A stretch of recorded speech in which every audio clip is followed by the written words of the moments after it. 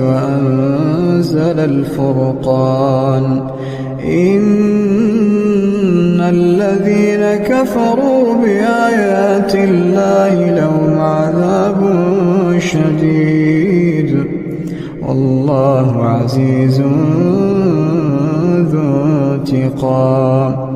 إن الله لا يخفى عليه شيء في الأرض ولا في السماء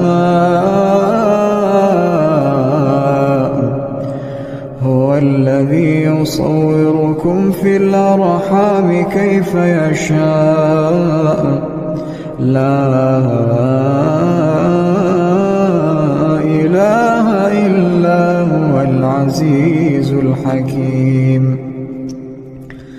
هو الذي أنزل عليك الكتاب